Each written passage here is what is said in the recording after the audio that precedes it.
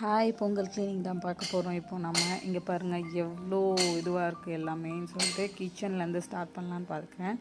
சும்மா மேலே இருக்க பாத்திரத்தெல்லாம் ஃபஸ்ட்டு எடுத்துகிட்டு அரேஞ்ச் பண்ணி ஆரம்பிச்சிட்டாலே கொஞ்சம் கொஞ்சமாக கவுண்டர் டாப் க்ளீன் ஆகிடும். ஃபஸ்ட்டு எல்லா பாத்திரத்தையும் எடுத்து வச்சிட்ருக்கேன்.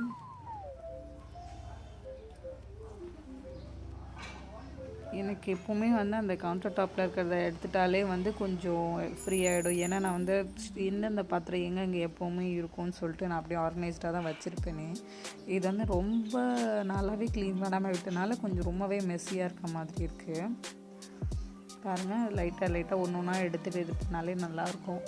நான் ஏன் இந்த பாத்திரம் கழுவுறது இது ஸ்டீல் வாங்கலைன்னா அது துருப்பிடிச்ச மாதிரி சில டைம் ஆகிடுது. அதை கழுவுறது பெரிய டாஸ்க்காக இருக்குது. அது மட்டும் இல்லாமல் எனக்கு குட்டி கவுண்டர் டாப் பண்ணுறதுனால எனக்கு இதுவே கரெக்டாக இருக்குது. இந்த சைஸ் தான் எனக்கு கரெக்டாக இருக்கும்.